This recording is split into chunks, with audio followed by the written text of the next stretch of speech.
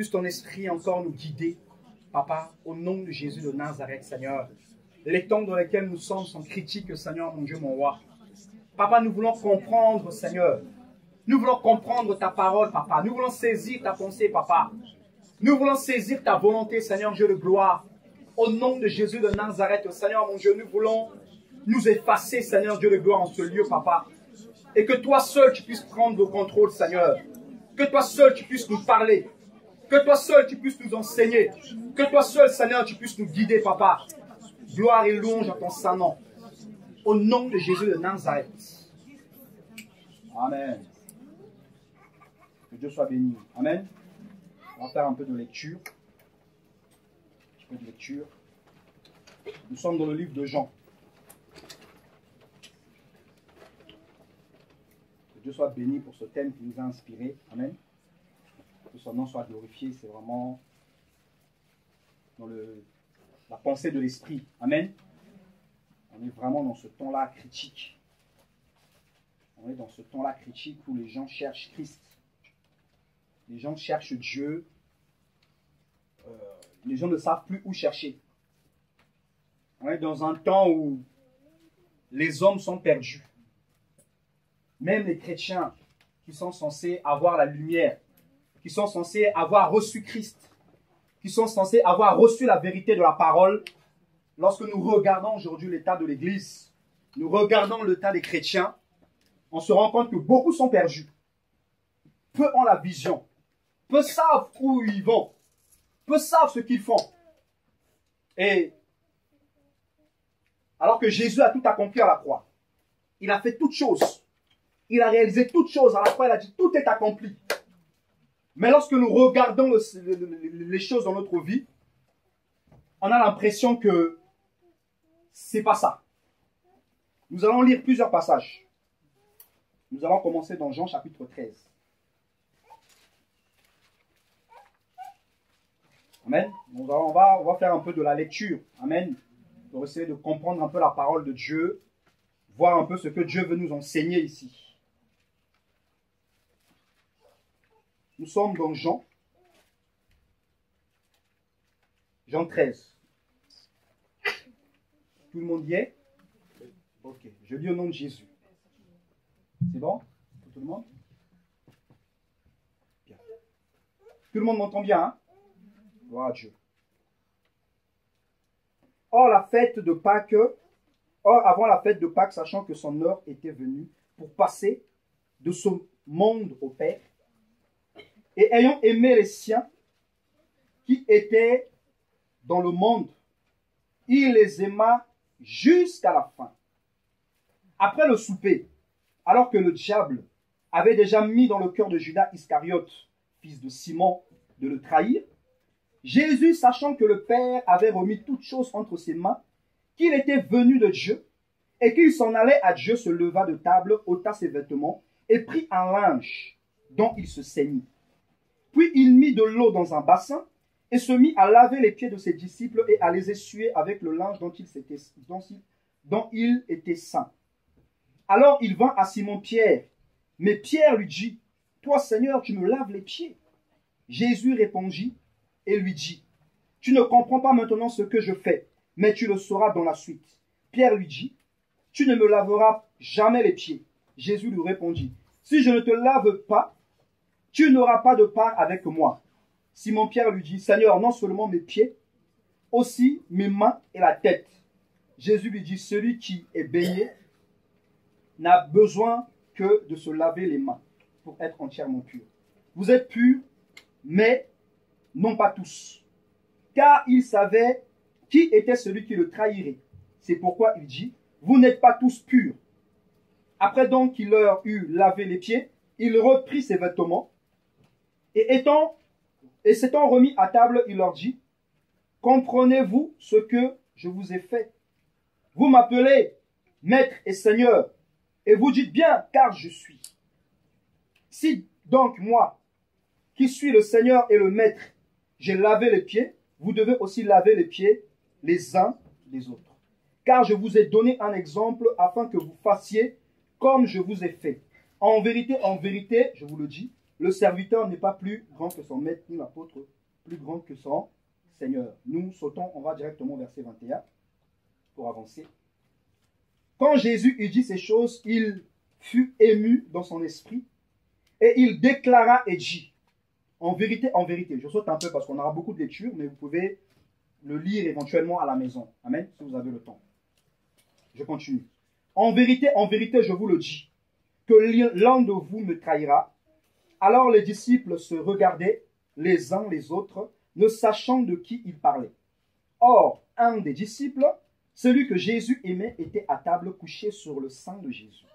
Et Simon-Pierre lui fit signe de demander qui était celui dont Jésus parlait, et ce disciple s'étant penché sur la poitrine de Jésus, lui dit, « Seigneur, qui est-ce » Jésus répondit, « C'est celui à qui je donnerai le morceau trempé. » Et ayant trempé le morceau, il le donna à Judas Iscariote, fils de Simon. Après que Judas eut pris le morceau, Satan entra en lui.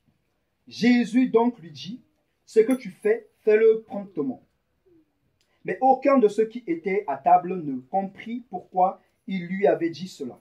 Car quelques-uns pensaient que, comme Judas avait la bourse, Jésus lui disait, « Achète ce qui nous est nécessaire pour la fête, ou qu'il lui commandait de donner quelque chose aux pauvres. » Judas ayant pris le morceau aussitôt, or, il faisait nuit lorsqu'il sortit. Jésus dit, maintenant le Fils de l'homme est glorifié et Dieu est glorifié en lui. Si Dieu est glorifié en lui, Dieu aussi le glorifiera en lui-même. Il le glorifiera. Mes petits enfants, je suis encore un peu de temps avec vous. Vous me chercherez. Mais comme j'ai dit aux Juifs, vous ne pouvez pas venir là où je vais. Je vous le dis aussi maintenant. Je vous donne un nouveau commandement. Aimez-vous les uns les autres. Alléluia. Ici, nous sommes, lorsque vous lisez ce récit de Jean 13 que nous venons de lire, vous pouvez relire ce récit dans les autres évangiles, dans l'évangile de Matthieu, dans l'évangile de Marc, d'accord, dans l'évangile de Luc.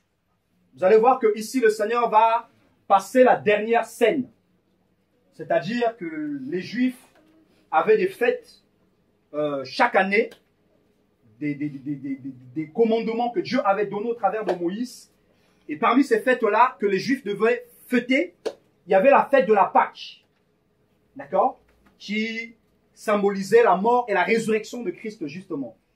Et ici, nous sommes justement ce soir, lorsque vous lisez dans les évangiles de Matthieu et dans les évangiles de Luc et de Marc, vous allez voir que ici, c'est la dernière Pâque, d'accord. Quand vous lisez notamment dans Matthieu et dans Marc, vous allez voir que le Seigneur va dire que ça va être la dernière Pâque qu'il va manger avec ses disciples. Et pendant cette dernière Pâque, là où le Seigneur va partager, ça va être la nuit. Parce qu'en Israël, ils mangeaient la Pâque la nuit. D'accord? C'était entre les deux soirs. Parce que dans le calendrier juif, les jours commencent la nuit. D'accord? La nuit de chaque nuit. Et la Pâque, justement, il a mangé la nuit parce que vous allez voir que lorsqu'ils sont sortis d'Égypte, dans Exode de chapitre 12, ils vont sortir la nuit. Et c'est là que Dieu va instituer la Pâque. Donc, c'est cette nuit-là, justement, de la Pâque où le Seigneur va, il va envoyer, notamment, quand vous lisez dans Matthieu et dans Marc, il va envoyer ses disciples, justement, pour aller lui préparer dans une maison la Pâque, afin qu'ils puissent manger cette Pâque-là avant la passion, avant sa crucifixion, avec les disciples. Et il va commencer à leur annoncer les choses. Il va leur annoncer, leur rappeler d'abord les prophéties bibliques. Tout ce qui a été annoncé. Parce que Dieu ne fait rien, comme le dit les Écritures, sans avoir révélé son secret à ses serviteurs, les prophètes. Alléluia. Dieu a créé l'homme, Adam, avec son épouse, Ève, pour fonder l'humanité que nous sommes. Et Dieu, lorsqu'il va les créer, nous connaissons l'histoire, même ceux qui ne prient pas, même ceux qui ne connaissent pas Dieu, même à l'école, on nous a appris. Alléluia. On apprend un peu la Bible à l'école, un petit peu, des notions. L'histoire des religions. On apprend un petit peu à l'école, même si ça reste religieux. On apprend au moins l'histoire d'Adam et Ève. Alléluia. Même ceux qui ne prient pas, même ceux qui disent qu'ils sont des religieux ou qui croient en d'autres dieux, en d'autres religions, ils ont entendu parler de l'histoire d'Adam et Ève. Adam et Ève vont pécher. Et ils vont pécher. Dieu, à partir de là, il va commencer à donner toute une série justement de choses pour la rédemption véritable. Lorsque Adam va pécher, Dieu va d'abord le revêtir de peau. Et à partir de ce moment, lorsque l'homme a péché, parce que la Bible dit tous ont péché et sont privés de la gloire de Dieu. Parce que le péché nous éloigne de Dieu. Le péché nous prive de sa présence, de sa gloire. Dieu va se retirer et à partir de là, Dieu va maintenant envoyer toute une série de prophètes pour parler. Alléluia. Pour annoncer. Et Dieu l'a fait dès le début. Vous allez voir, dès la jeunesse, Dieu a commencé à parler. On le voit avec Abel. Le mal a commencé déjà là, dès le début. Dieu a parlé. Il a commencé à parler par Adam lui-même d'abord, parce qu'il s'est repenti. Et Dieu s'est servi de lui justement pour parler et aussi pour enseigner éventuellement ses enfants. Parce qu'on le voit, les notions de sacrifice. Donc, Adam s'était repenti parce qu'il a accepté, d'accord, sa faute. Et Dieu va commencer, à partir de là, Dieu va commencer à parler. Il va commencer à parler. Il va envoyer des prophètes. Envoyer des prophètes qui vont venir, qui vont parler au peuple. En gros, Dieu va donner des messages divers. Il va donner différents messages, des messages très variés, mais le centre de tous ces messages-là, c'est la rédemption. C'est le pardon des péchés, la solution que Dieu présente aux hommes, la rémission que Dieu veut faire à l'humanité. Dieu va préparer cela, mais il n'a pas arrêté de parler. Et plein de prophètes dans les Écritures tout au long de l'histoire, plus de 2000 ans d'histoire. D'accord? 2000 ans à partir de notre ère, entre guillemets, mais plusieurs millénaires d'histoire où Dieu va parler, Dieu va parler, Dieu va parler, Dieu va parler aux hommes. Il a pris le temps de parler aux hommes pour préparer Jésus-Christ, l'homme de Galilée. Et le comble justement de cette prophétie, c'est Jésus-Christ qui vient justement. Et Jésus va naître par le sang de Marie et il est venu pour d'abord accomplir, alléluia, accomplir toutes ces prophéties-là. Parce que Dieu, il dit, sa parole ne revient point à lui avant d'avoir accompli ses desseins. Que nous le croyons ou pas, que nous le voulons ou pas, dans notre vie, dans le monde, Dieu, sa parole ne retourne point à lui sans qu'il ait accompli ses desseins. Jésus va venir accomplir la prophétie biblique. Il va venir, il va vivre sa vie. Une vie de sanctification. Une vie de consécration. Paul dit qu'il a apparu comme un vrai homme, tout en étant totalement Dieu. Mystère pour les hommes. Mystère. Certainement des sages de l'époque ont essayé de l'expliquer, ont essayé de le faire comprendre, mais c'est resté un mystère pour beaucoup. Jésus va venir. Il va accomplir la prophétie. Il va accomplir toute une série de prophéties. Et ici, lors de cette scène, il va commencer à annoncer justement aux disciples, à les préparer. Alléluia. Alors annoncer que la raison pour laquelle il était venu dans le monde était maintenant arrivée.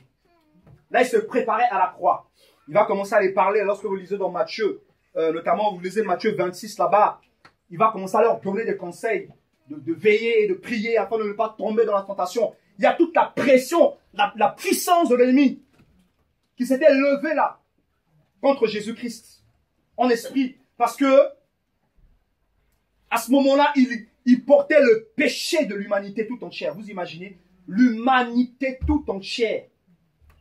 Imaginons un peu nos propres péchés. Moi personnellement, nos propres péchés. Tout ce que j'ai pu faire pour blesser Dieu. Tout ce que j'ai pu faire qui a attristé Dieu. Tout le mal que j'ai pu faire. Tout le mal aussi que j'ai pu faire aux autres. Alléluia. Qui a attristé Dieu. Là, je parle de moi individuellement. Alors, mettons l'humanité tout entière. Aujourd'hui, on est combien? 7 milliards. Plus de 7 milliards. Sans compter ceux qui sont morts. Je ne sais pas combien de milliards ça fait. Je ne suis pas statisticien. Mais ça fait beaucoup de milliards. Et Jésus a porté les péchés de tous ces hommes-là. Il a porté tous ces péchés. Et à ce moment-là, justement, dans le jardin de Gethsémane, il ressentait maintenant cette pression-là qui venait. Il va d'abord préparer ses disciples. Ceux qui avaient marché avec lui. Ceux qui avaient accepté de le suivre. Vous allez voir qu'ici, il n'y avait pas tout le monde. Alléluia. La foule qui suivait beaucoup Jésus. Et bien, le moment crucial, le moment où le maître devait être crucifié, la foule n'était plus là. Jésus était resté tout seul. Alléluia. Et il va préparer ses disciples et il va notamment annoncer à Pierre que Pierre allait le trahir. D'accord? Nous connaissons cette histoire. Je ne vais pas prendre des passages, même ceux qui n'ont pas lu la Bible. La plupart, on a tous plus ou moins vu des films, La Passion du Christ, tous les films comme ça qui nous relatent un peu cette histoire-là. Alléluia. Donc, il va annoncer à Pierre que Pierre allait le renier. Il va annoncer des choses. Il va annoncer la prophétie. Nous continuons la lecture. Nous restons dans Jean.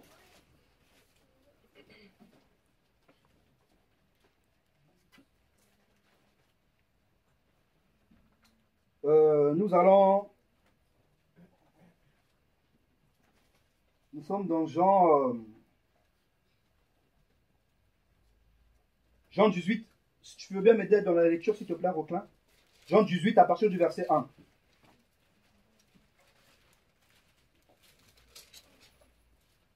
Jean 18 à partir du premier verset.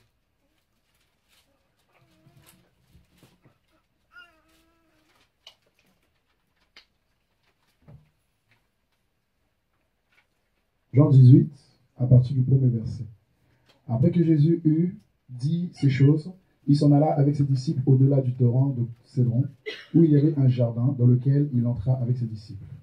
Or Judas, qui le trahissait, connaissait aussi ce lieu-là, car Jésus s'y était souvent assemblé avec ses disciples. Judas donc, ayant pris la cohorte et des huissiers qu'envoyèrent les principaux prêtres et les pharisiens, s'en vint là avec les lanternes, des flambeaux et des armes. Et Jésus, sachant tout ce qui devait lui arriver, s'avança et leur dit, « Qui cherchez-vous » Ils lui répondirent, « Jésus de Nazareth. » Jésus leur dit, « Moi, je suis. » Et Judas, qui le trahissait, était aussi avec eux. Or, après que Jésus leur eut dit, « Moi, je suis », ils reculèrent et tombèrent par terre. Il leur demanda une seconde fois, « Qui cherchez-vous » Et ils répondirent, « Jésus de Nazareth. » Jésus répondit, « Je vous ai dit que moi je suis. Si donc vous me cherchez, laissez-moi aller ceci. » Il dit cela afin que s'accomplisse la parole qu'il avait dite, « Je n'ai perdu aucun de ceux que tu m'as donnés. » Alors Simon-Pierre, qui avait une épée, la tira, frappa un serviteur du grand prêtre, lui coupa l'oreille droite.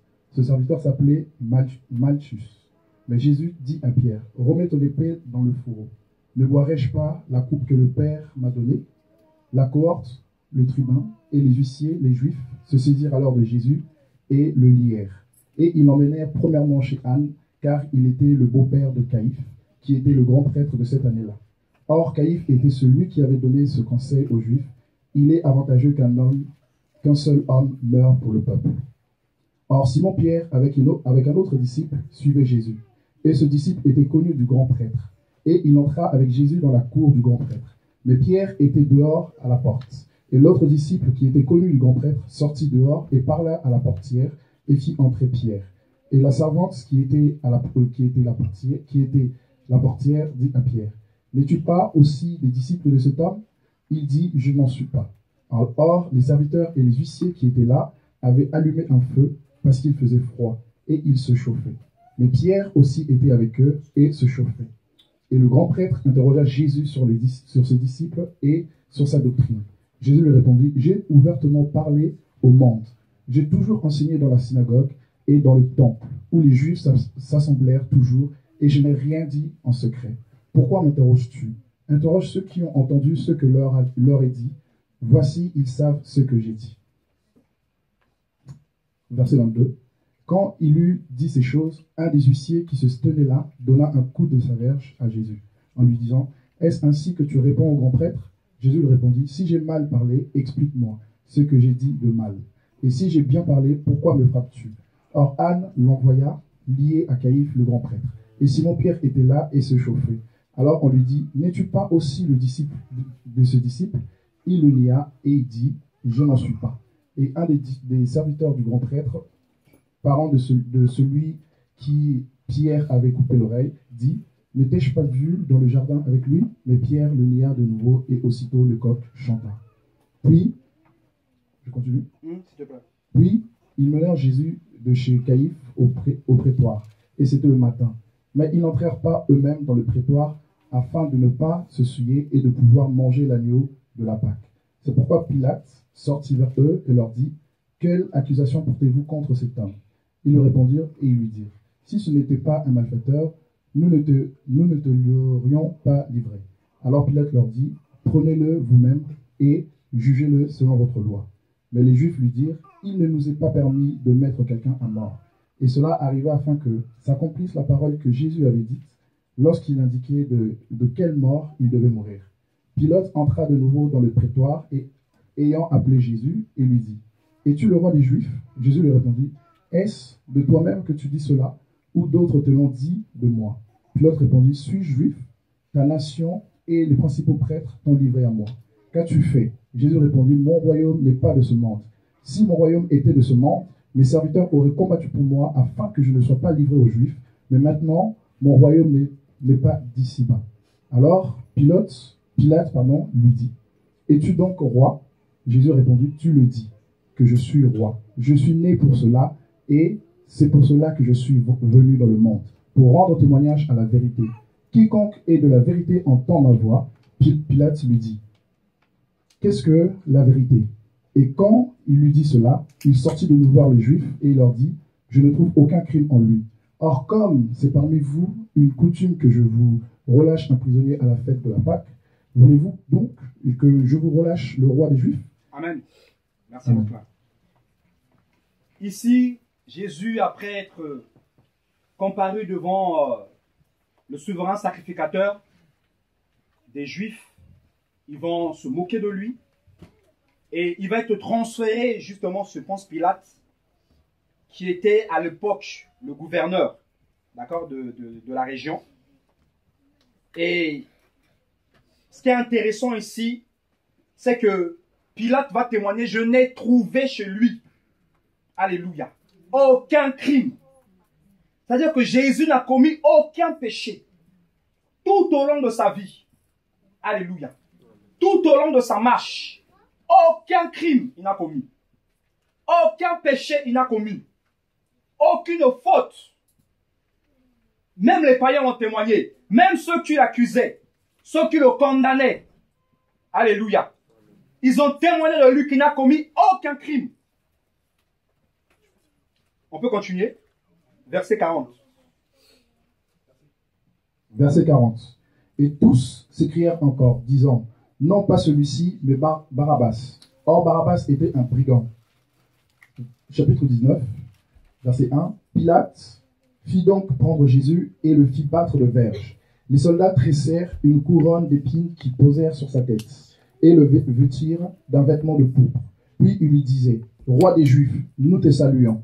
Ils lui donnaient des coups avec leurs verges. Pilate sortit de nouveau dehors et leur dit, voici je vous l'amène dehors, afin que vous sachiez que je ne trouve aucun crime en lui. Jésus donc sortit, portant la couronne d'épines et le vêtement de pourpre. Et Pilate leur dit, voici l'homme. Mais quand les principaux prêtres et leurs huissiers le virent, ils s'écrièrent en disant, crucifie, crucifie. Pilate leur dit, prenez-le vous-même et crucifiez-le, car je ne trouve pas de crime en lui.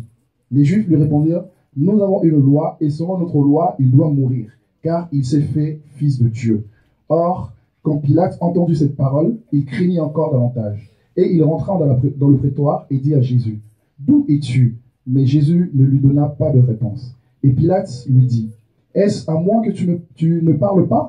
Ne sais-tu pas que j'ai le pouvoir de te crucifier et que j'ai le pouvoir de te délivrer? Jésus lui répondit, tu n'aurais aucun pouvoir sur moi s'il ne t'avait été donné d'en haut. C'est pourquoi celui qui m'a livré à toi commet un grand péché. Dès ce moment, Pilate cherchait à le délivrer. Mais les Juifs criaient en disant, « Si tu le délivres, tu n'es pas ami de César, car quiconque se fait roi s'oppose à César. » Pilate, ayant entendu ces paroles, amena Jésus dehors. Il siégea au tribunal au lieu appelé le pavé, et en hébreu Gabata. Or, c'était la préparation de la Pâque, et il était environ la 6e heure. Et Pilate dit aux Juifs, « Voilà votre roi. » Verset 15. Mais ils criaient, « Ôte, ôte, crucifie-le. » Pilate leur dit, « Crucifierai-je votre roi ?» Les principaux prêtres répondirent, « Nous n'avons pas d'autre roi que César. » Verset 16. Alors, il le leur livra pour être crucifié. Ils prirent donc Jésus et l'emmenèrent. Et Jésus, portant sa croix, arriva au lieu appelé le crâne, qui se dit en hébreu Golgotha, où ils crucifièrent et deux autres avec lui, un de chaque côté, de Jésus au milieu, et Jésus au milieu. Pilate fit un écriteau qu'il mit sur la croix où était écrit ce mot, « Jésus de Nazareth, le roi des Juifs ». Beaucoup de Juifs lurent cet écriteau parce que le lieu où Jésus était crucifié était près de la ville. Et cet écriteau était en hébreu, en grec et en latin. C'est pourquoi les principaux prêtres, les Juifs, dirent à Pilate, « N'écris pas le roi des Juifs, mais que celui-ci a dit, je suis le roi des Juifs. » Pilate répondit, « Ce que j'ai écrit, je l'ai écrit. » Les soldats, après avoir crucifié Jésus, prirent ses vêtements et ils firent 4 parts, une part pour chaque soldat.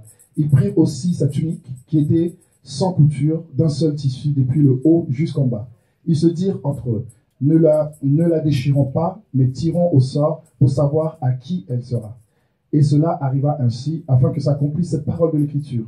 Ils ont partagé entre eux mes vêtements, et ils ont tiré au sort ma tunique. Ainsi firent les soldats. Or, près de la croix de Jésus se tenait sa mère, et la sœur de sa mère, à savoir Marie, femme de Cléopas, et Marie de Magdala.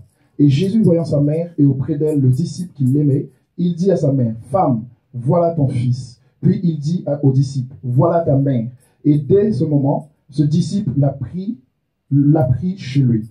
Après cela, Jésus, sachant que toutes choses étaient déjà accomplies, et il dit, afin que l'écriture soit accomplie, j'ai soif.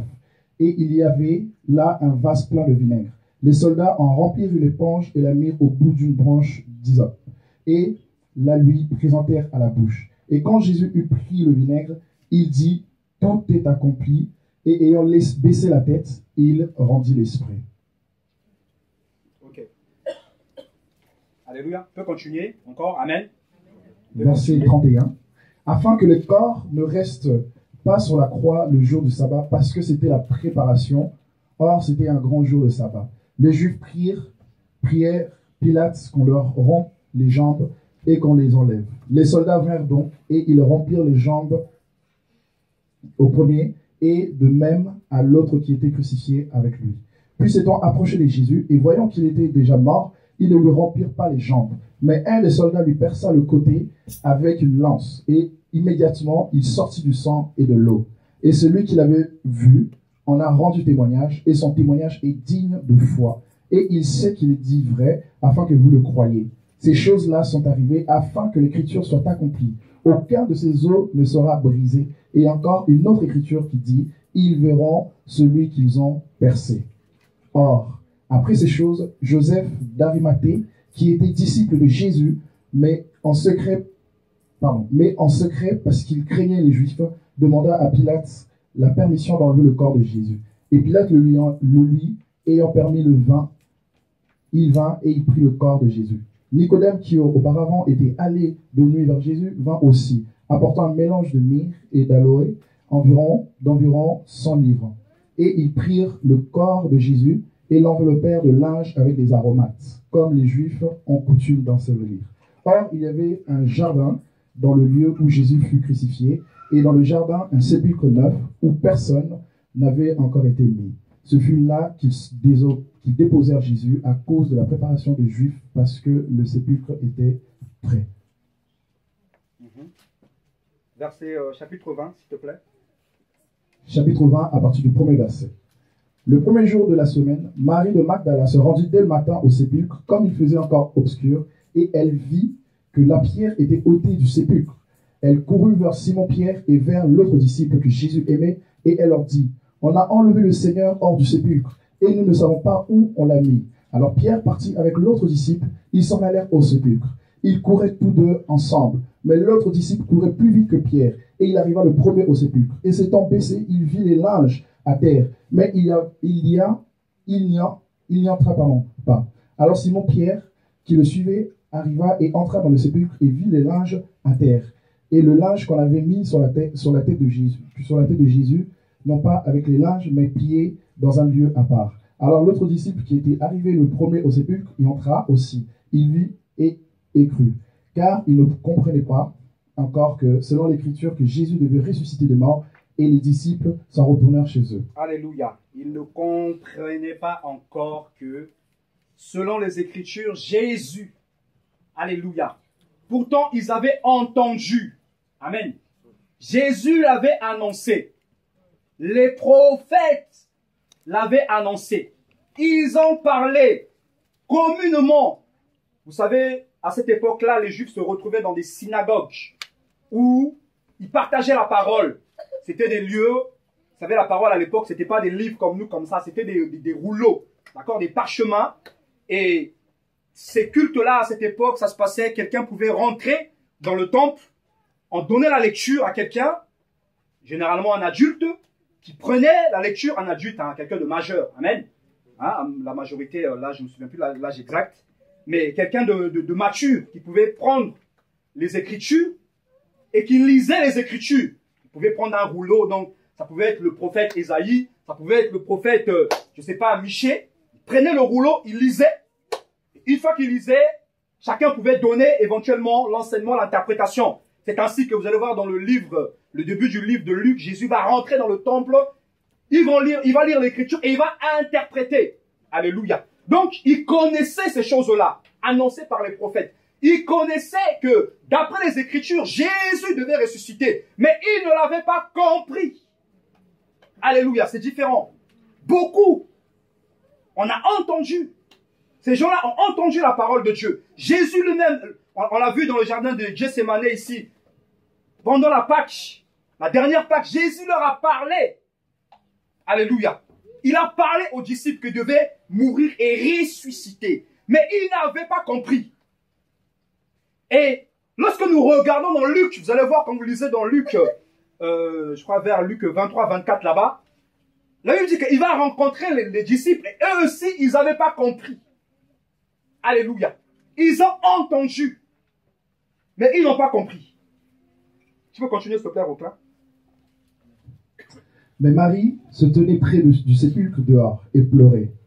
Comme elle pleurait, elle se baissa dans le sépulcre. Et elle vit deux anges vêtus de blanc, assis à la place où avait été couché le corps de Jésus, l'un à la tête et l'autre aux pieds. Et ils lui dirent, « Femme, pourquoi pleures-tu » Elle leur dit, « Parce qu'on a enlevé mon Seigneur et je ne sais pas où on l'a mis. » Alléluia. On va s'arrêter là. Amen. Jésus va ressusciter. Et ici, Jean dans son récit nous parle des anges qui vont venir, qui vont voir cette femme-là qui pleurait. Cette femme qui était en pleurs. Et cette femme, elle représente beaucoup de chrétiens. Cette femme qui avait suivi Jésus, qui avait entendu parler de Jésus, qui avait écouté la parole de Dieu, qui avait marché avec Jésus-Christ. Elle est l'image de beaucoup de chrétiens. Cette femme était en pleurs. Et l'ange va lui dire, pourquoi pleures-tu? Elle va dire, parce qu'on a enlevé mon Seigneur. Et je ne sais où ils l'ont mis. Jésus, où es-tu? Alléluia. Où es-tu, Jésus? Les hommes cherchaient Jésus. À cette époque-là, les croyants, les non-croyants, ils étaient à la recherche de Jésus-Christ. Mais il était là parmi eux. Alléluia. Il a passé du temps parmi eux. Il a passé du temps au milieu d'eux lorsque vous lisez les récits des évangiles. Le temps nous manque, on ne va pas faire toute la lecture, mais nous connaissons. Jésus a passé du temps avec eux. Il a prêché la parole. Nous voyons les béatitudes dans Matthieu 5. Heureux sont qui ont le cœur pur, car ils verront Dieu. Heureux seront-vous lorsque vous serez persécutés à cause de mon nom. Heureux, heureux. Alléluia. Heureux les miséricordieux, car ils obtiendront miséricorde. Jésus a pris du temps pour les enseigner. Il a pris du temps pour les prêcher. Il a accompli des miracles. Alléluia. Amen. Les païens, les non-païens, les religieux, ceux qui priaient, ceux qui étaient instruits dans la parole, les docteurs de la loi, on l'a vu ici, Joseph d'Arimathée, on a vu ici Nicodème, qui était parmi les chefs du peuple.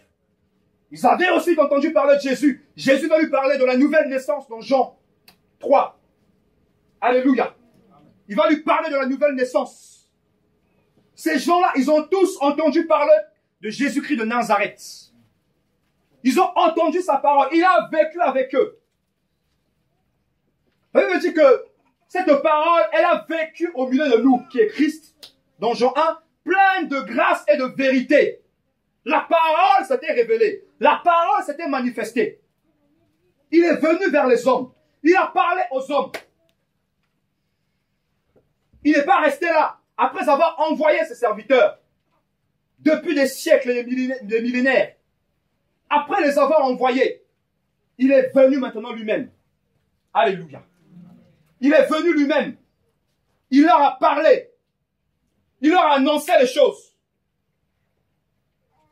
Et accompli, comme nous venons de le lire, les Écritures. Il les a accomplis. Tout ce qui était écrit, il est venu, il a accompli. Il a montré le chemin. Il a montré l'exemple. Mais malheureusement, même parmi les disciples, ils ne croyaient pas en lui. Alléluia. Amen. Bien qu'ils ont entendu la parole, bien qu'ils ont entendu les prophéties bibliques, ils étaient toujours à la recherche de Jésus-Christ. Aujourd'hui, dans notre monde, beaucoup nous cherchons Jésus. Les païens, malgré eux, ils sont à la recherche de Jésus-Christ. Les gens qui disent qu'ils ne prient pas, les gens qui disent qu'ils ne croient pas en Dieu, malgré eux, ils sont à la recherche de Jésus-Christ. Parce que Paul a dit dans Actes chapitre 16, 17 là-bas, il va aller en Grèce, il va parler aux Grecs. Il va dire, le Seigneur a voulu que les hommes puissent le chercher, bien qu'ils ne soient pas très loin d'eux. Alléluia. Et les hommes, malgré eux, ils sont à la recherche de Jésus-Christ. Parce que Dieu a mis dans chaque homme la pensée de l'éternité. Que nous ne le voulons ou pas, que nous soyons chrétiens ou non chrétiens, il y a la pensée de l'éternité en nous, la pensée de la vie éternelle. Voilà pourquoi aujourd'hui dans le monde, regardez le monde dans lequel nous vivons. On est dans le siècle de l'intelligence et de la connaissance, où on essaie de développer un maximum de connaissances, de recherche. Alléluia. Plus ça avance, plus on essaie de développer de la recherche, l'intelligence artificielle. Ça, c'est un truc qui est dans l'air du temps. En ce moment, on développe des choses. On essaie au travers de la médecine, de la recherche au niveau de la médecine neurologique, tout ce que vous voulez, on essaie de faire en sorte, entre guillemets, d'améliorer les conditions de vie de l'homme. Sous-entendu, d'améliorer la durée de vie. Sous-entendu, on recherche l'éternité. Donc même ceux qui ne croient pas, ils disent qu'ils ne croient pas, ils sont à la recherche de l'éternité. Et les chrétiens aussi, à la recherche de l'éternité, à la recherche de Jésus-Christ. Tous. Alléluia. Mais malheureusement, on se rend compte que beaucoup l'ont rejeté. Beaucoup l'ont mis de côté. Les sacrificateurs ont entendu parler de Jésus. Ils ont entendu parler de la parole de Dieu, de la repentance véritable en Christ et le salut en Christ. Mais ils ont préféré garder leur position. Alléluia. Ils ont préféré garder leur titre. Et vous allez voir que le souverain sacrificateur ici, comme on l'a lu, il va donner un conseil. Il est préférable qu'un seul. Vous imaginez le niveau de l'impiété. Il a dit, il est préférable qu'un seul homme meure. En gros, pour préserver, parce qu'ils connaissent la vérité. Alléluia. Ils ont pris connaissance de la vérité. Ils ont vu la vérité. Mais ils le refusent. Et ils ont camouflé la vérité. Ils veulent cacher la vérité. Et vous allez voir aujourd'hui, beaucoup de gens, même au travers de la science, les gens du monde, ils vont faire des recherches. Des fois même dans leurs recherches, ils découvrent les bienfaits de Christ, mais ils cachent. Parce qu'ils sont dirigés par Satan. Et Satan veut leur faire croire que Jésus n'existe pas, que Dieu n'existe pas, que Jésus n'est pas mort, que le salut n'est pas, qu'il n'y a pas de Dieu, qu'il n'y a rien de tout ça, dans le seul but d'écarter les gens de Christ. Comme ces sacrificateurs-là l'avaient fait. Et lorsque vous regardez dans d'autres récits,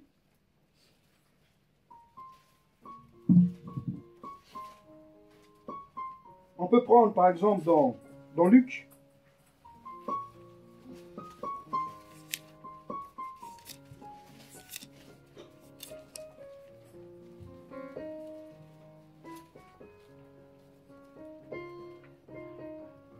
Luc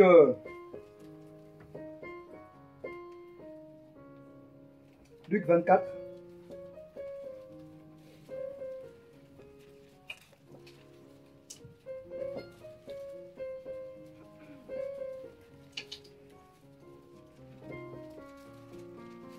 Bon, on garde Luc en parenthèse. Je vais d'abord prendre Marc rapidement.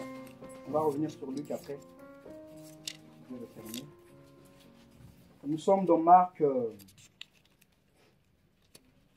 Marc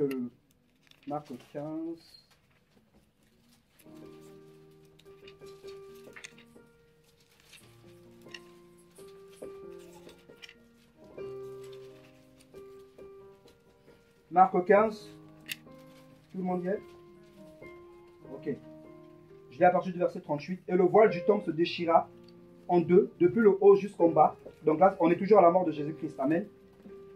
Et à sa crucifixion, donc. Et le centenier qui était en face, voyant qu'il avait rendu l'esprit en criant de la sorte, dit, certainement cet homme était fils de Dieu.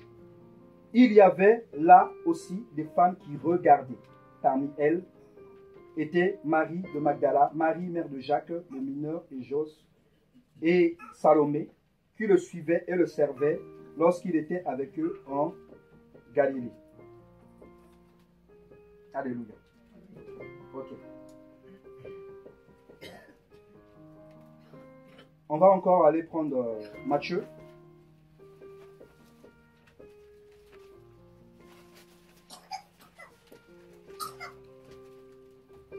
Donc on voit ici le centenier qui était le chef des gardes, d'accord. En fait, les centeniers, c'était les chefs de centaines. C'était un chef, quelqu'un qui s'occupait de 100. Vous allez voir que Jésus, quand il va être arrêté, on va envoyer une cohorte. Ça correspond à peu près 600 soldats. Donc, un dispositif incroyable. Amen.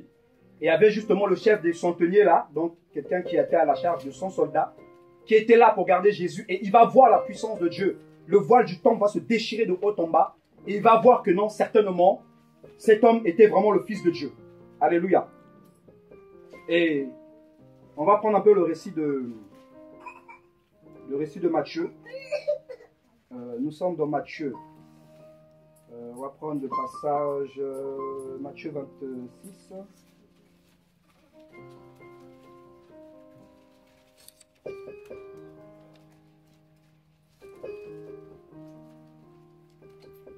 Bon, on va sauter directement à 28, on va aller vite. Amen. Matthieu 28. Non, que dis-je? 27, pardon. Verset 62. Tout le monde y est? Ok, je lis le nom de Jésus. C'est bon pour tout le monde? Ok. Matthieu 27, verset 62. Le lendemain, qui était le jour de la préparation du sabbat, les principaux prêtres et les pharisiens allèrent ensemble auprès de Pilate et lui dirent, Seigneur. Donc là, ici, ce sont les prêtres. Alléluia. Donc c'était les anciens. Et ces anciens-là, ça représentait à l'époque, si on peut contextualiser, l'élite d'Israël. Alléluia. Parce que les prêtres et les sacrificateurs, c'est la même chose. C'est ceux qui étaient chargés d'enseigner le peuple. D'accord? Ils étaient chargés d'enseigner le peuple et ils étaient aussi chargés de juger. C'était des juges, comme des juges qu'on peut voir ici, des tribunaux, je ne sais pas moi, un tribunal d'instance, tribunal de grande instance. Donc, c'était des juges. Alléluia. Donc, c'était des hautes autorités de l'époque. Quand il y avait des affaires importantes, c'était porté devant eux et c'est eux qui devaient juger. Donc, c'était des gens, on peut dire entre guillemets, c'était vraiment ceux qui dirigeaient la société. D'accord? Donc, ils vont aller devant Pilate, le gouverneur, vu qu'ils étaient ils étaient un peu c'était une colonie, quoi. Amen. Ils étaient sous la domination de Rome, l'Empire romain, avec César. Et donc, ils vont aller voir Pilate, le gouverneur, qui était le représentant de César dans la région, et lui dire, Seigneur, nous nous souvenons que ce séducteur, avant de Jésus, guillemets, quand il était encore en vie, après 3 jours, quand il était encore, bon, ce séducteur, pardon, disait, quand il était encore en vie, après 3 jours, je ressusciterai. Ordonne donc que le sépulcre soit gardé sûrement jusqu'au 3e jour, de peur que ses disciples ne viennent de nuit et ne dérobent son corps, et qu'ils ne disent au peuple, il est ressuscité des morts. Cette dernière imposture serait pire que la première. Vous voyez, le mensonge, à quel point ils étaient animés par le mensonge. Nous continuons. Pilate leur dit, vous avez une garde, allez et faites-les garder comme vous l'entendez. Ils s'en allèrent donc et s'assurèrent du sépulcre au moyen d'une garde après avoir scellé la pierre. Après le sabbat, à l'aube du 1er jour de la semaine, Marie de Magdala et l'autre Marie allèrent voir le sépulcre. Donc c'est un peu plus ou moins le même récit, mais on a un peu plus de détails ici. Et voici, il y eut un grand tremblement de terre, car un ange du Seigneur, descendu du ciel, vint rouler la pierre à côté de l'entrée du sépulcre et s'assit dessus. D'accord? Donc l'ange va venir, il va rouler justement la pierre. Et nous allons sauter, on va au verset 11. Or, quand elles furent parties, voici quelques-uns. Bon, je vais lire, comme ça on comprend un peu tout le récit. D'accord? Son visage était comme un éclair et son vêtement blanc comme de la neige. Les gardes furent tellement saisis de frayeur qu'ils devinrent comme morts. Mais l'ange prit la parole et dit aux femmes, pour vous, ne craignez pas, car je sais que vous cherchez Jésus qui a été crucifié. Il n'est pas ici, il est ressuscité comme il l'avait dit. Venez et voyez le lieu où est le Seigneur, où le Seigneur était couché. Et allez-vous-en promptement et dites à ses disciples qu'il est ressuscité des morts. Et voici, il vous précède en Galilée. C'est là que vous le verrez. Voici, je vous l'ai dit. Alors elles sortirent promptement du sépulcre avec crainte et grande joie et coururent l'annoncer à ses disciples. Mais comme elles allaient pour l'annoncer à ses disciples, voici Jésus se présenta devant elles et leur dit, je vous salue. Et elles s'approchèrent, embrassèrent ses pieds et l'adorèrent. Alors Jésus leur dit, ne craignez pas, allez, dites à mes frères d'aller en Galilée, c'est là qu'ils me verront. Verset 11.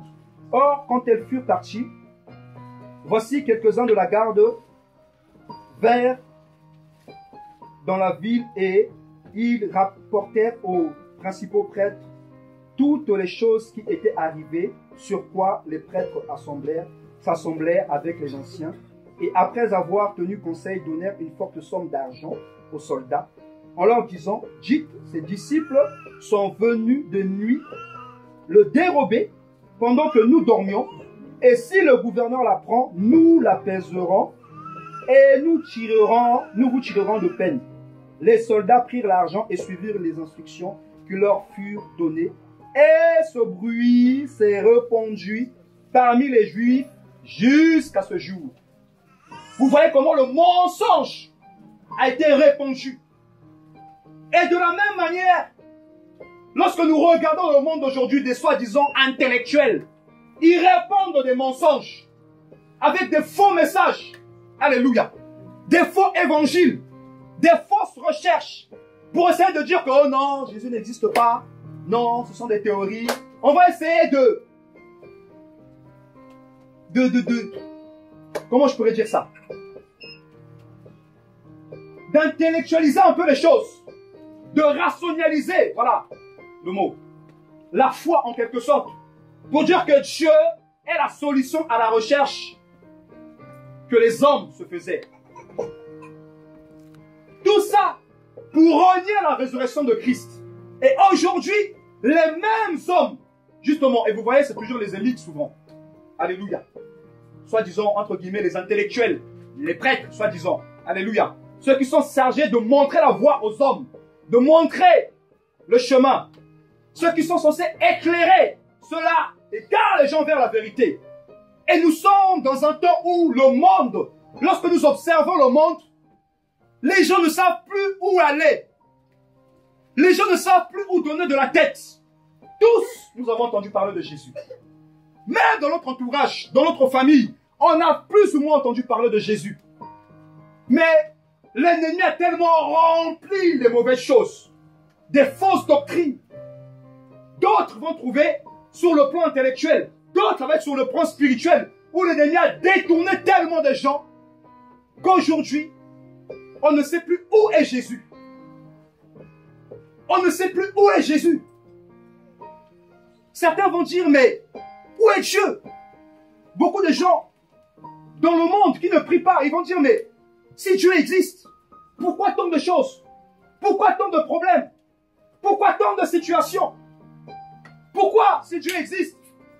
Certainement, vous avez parlé avec des gens qui vont dire, si Dieu existe, pourquoi ma mère est morte? Pourquoi ma grand-mère est morte? Pourquoi tant souffre? D'autres que j'ai rencontrés m'ont dit, si Jésus existe, pourquoi les Noirs souffrent comme ça? Ça, c'est une parenthèse.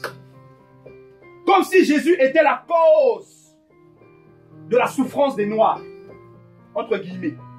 Comme si Jésus faisait de la discrimination raciale, entre guillemets. Parce que les hommes ont remis tout sur Jésus. Toutes les fautes, tout, c'est de la faute de Jésus. Alléluia. Ils ont renversé la tendance. Pilate va dire, cet homme, en lui, il n'y a aucun mal. Et vous allez voir, les plus grands intellectuels de ce monde, dites-leur de trouver un seul mensonge dans ce message. Il n'y en a pas. Alléluia. De trouver une seule chose mauvaise dans cette Bible, il n'y en a pas. Parce qu'il n'y a point eu de péché en Jésus-Christ. Mais beaucoup le rejettent, malheureusement. Beaucoup le rejettent. Beaucoup ne veulent pas de lui, mais ils le cherchent, sans le savoir. Mais ils le rejettent par leurs actes, par leur vie. Et beaucoup de chrétiens aussi ont rejeté Jésus. Alléluia. Comme Judas. La Bible dit, dans le récit que nous venons de lire, un démon va rentrer.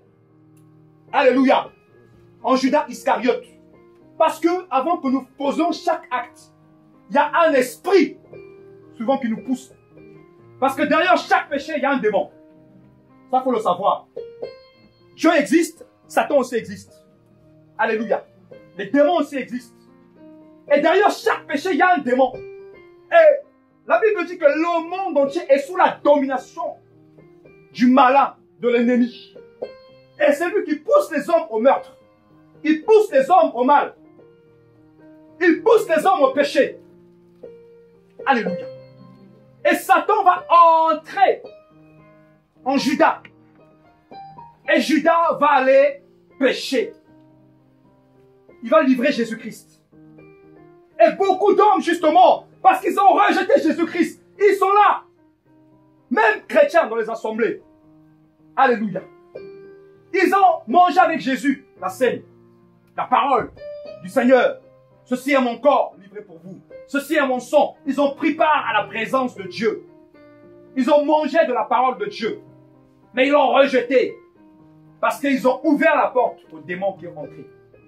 Ils se sont soumis à leur volonté. Alléluia. Beaucoup de chrétiens se retrouvent dans cette situation-là. Et la solution, c'est quoi? C'est la mort. Beaucoup ont rejeté Jésus.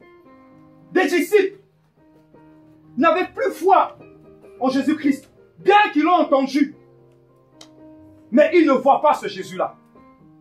Aujourd'hui, Lorsque nous regardons le monde, lorsque nous regardons même l'église aujourd'hui, où est Jésus? On a l'impression que Jésus n'est pas là.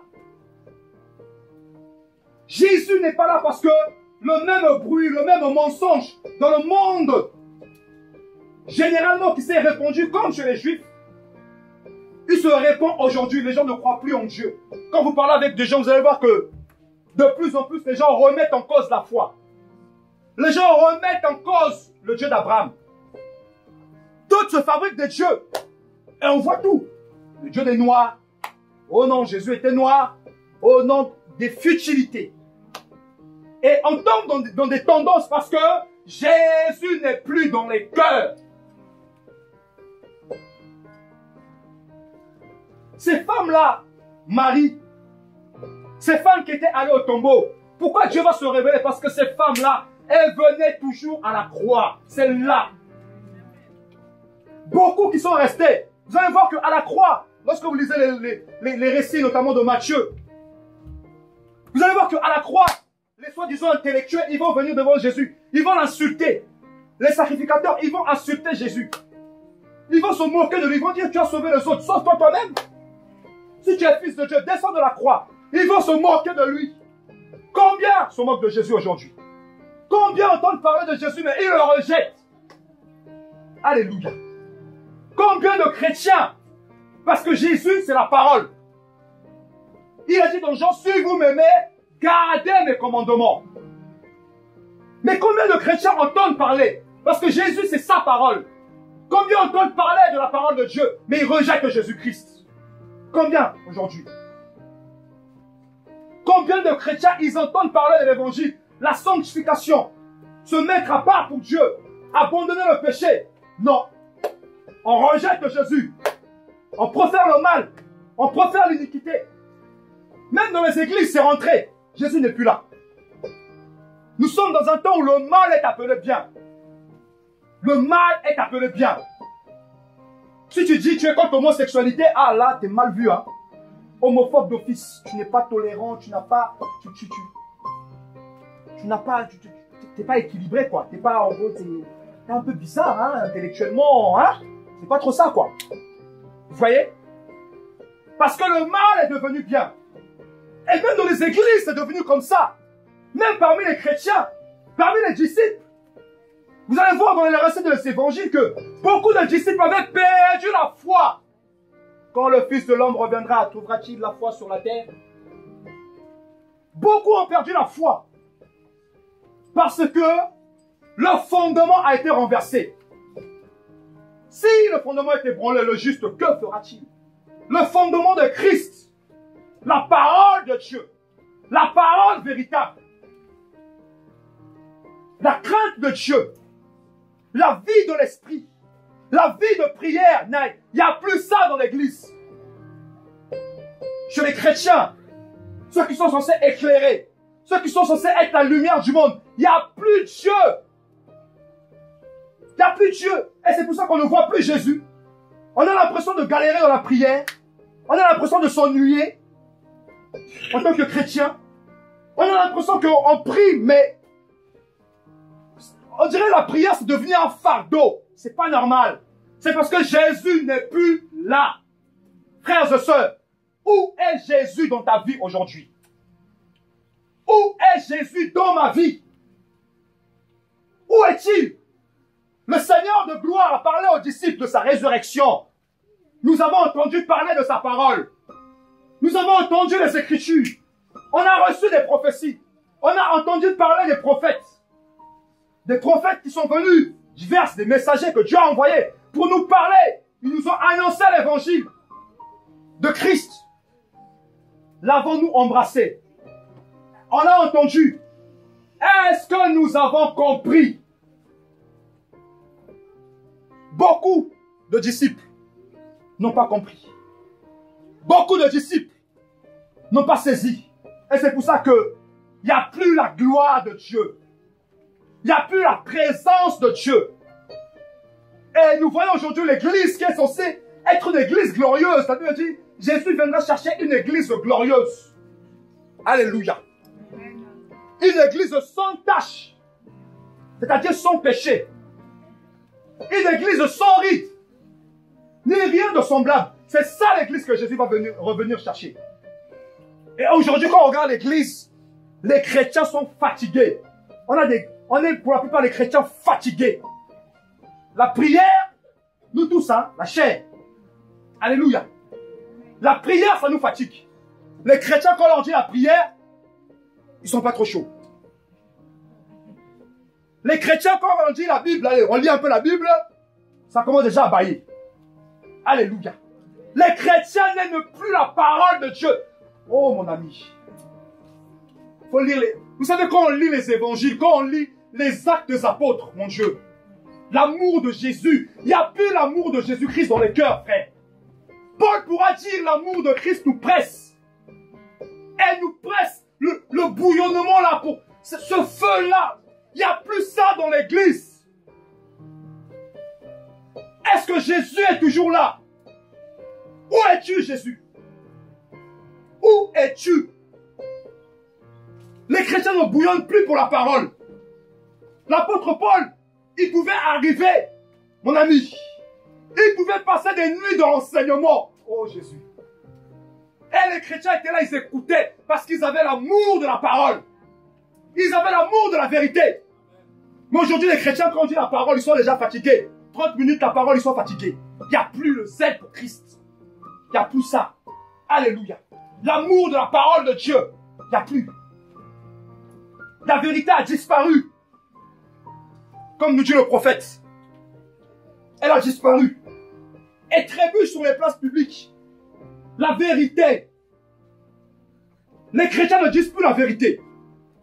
C'est devenu, quand on prêche même des messages, faut faire attention parce que tu peux blesser. Mon frère, la parole, ça doit te blesser. Amen. Alléluia. Amen. Jésus a dit quoi? La parole, Hébreux 4:12.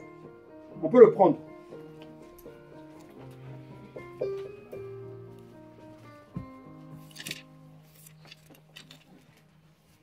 Hébreux 4:12, il dit la parole de Dieu est plus tranchante. Alléluia. Qu'une épée quelconque à deux tranchants. Elle est pénétrante jusqu'à partager âme et esprit, jointure et moelle. Alléluia. Amen. La parole de Dieu, c'est une épée. Alléluia. La parole de Dieu vise les cœurs. Quand elle vient, elle doit te blesser. Des fois. Oui. Quand le péché est assis, il y a des choses qui ne vont pas. Dieu, il vient, il blesse. Oui. Oh, j'ai été blessé. Non, non, non, non. La parole, elle doit aussi te blesser. Amen.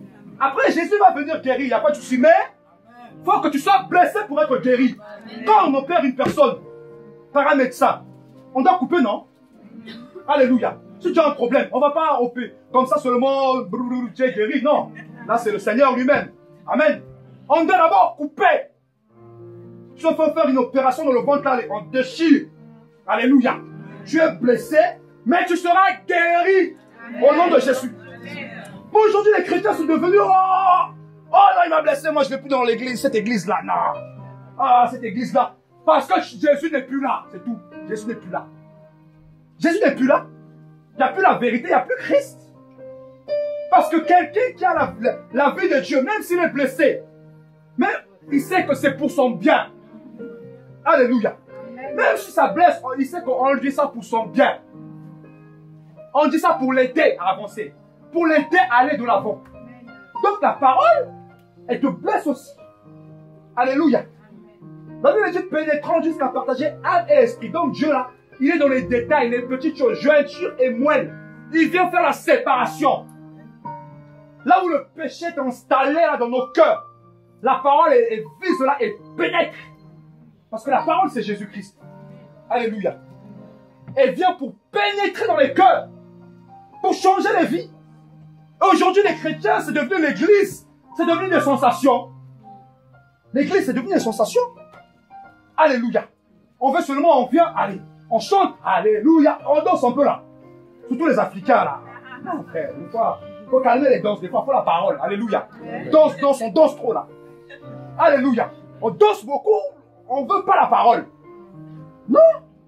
Des fois, il faut la parole. L'évangile, c'était la parole. Les apôtres se levaient, ils prêchaient. Mais aujourd'hui, les chrétiens, on ne veut plus la parole. C'est pas normal, ça. C'est quoi cette église? Alléluia. C'est quoi cette église?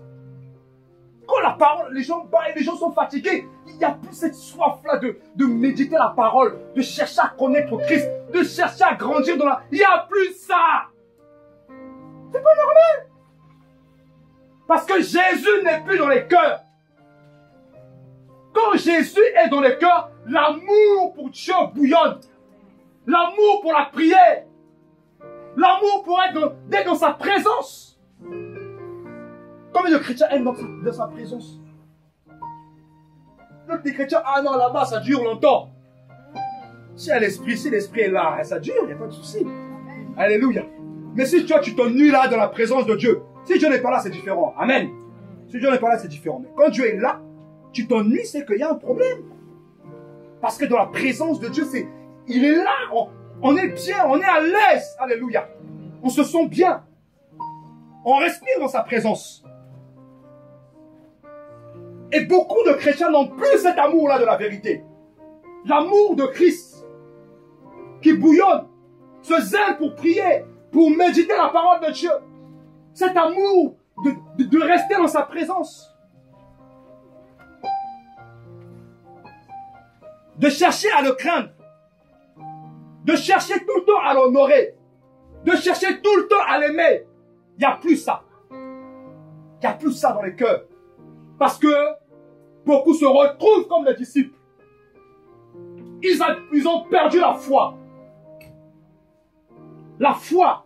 Quand je dis la foi, ce n'est pas la croyance, hein, je crois en Dieu. Non. La Bible dit quoi, la foi? La foi est une ferme assurance des choses qu'on espère. Une démonstration de celles qu'on ne voit pas. De croire en Jésus. Même si nous ne le voyons pas, Jésus va dire à Thomas, heureux celui qui croit sans avoir vu. Même si nous ne voyons pas des choses, même si je ne sens rien, même si je ne sens pas les sensations, là, je sais que Jésus est là. C'est la foi. Pas besoin de sensations. Il est là dans mon cœur, je sais qu'il est là, je lui fais confiance, j'avance avec lui. Alléluia. C'est la foi. Même si je ne vois rien dans ma vie. Parce que beaucoup, Jésus, c'est devenu aussi comme les contrats. Vous voyez? C'est donnant, donnant, quoi. Donnant, donnant. Hein, il y a deux parties, donc. J'ai fait ça pour Dieu, donc en contrepartie. Non, il n'y a pas de contrat avec Dieu. Alléluia. Il n'y a pas de contrat où je fais comme ça en retour. Non, non, il n'y a pas de je fais en retour. Avec Dieu, le seul contrat, c'est la vie éternelle. Alléluia. Ça, c'est le seul contrat. C'est ton partage. Mais aujourd'hui, les chrétiens, on attend d'abord, ah non, Dieu, tu dois faire, Dieu. Non, non, non. Tu es qui pour donner des ordres à Dieu? Tu es un être humain. On peut sortir là, une voiture t'écrase là, c'est fini. Hein? Alléluia.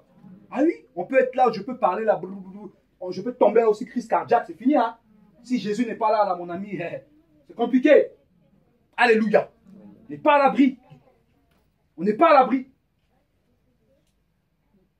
Il n'y a plus cet amour-là. Quand tu vois que dans ton cœur, il n'y a plus cet amour-là, ce feu-là qui bouillonne pour Christ. Cet amour pour la prière. Quand la prière commence à t'ennuyer, il y a un problème.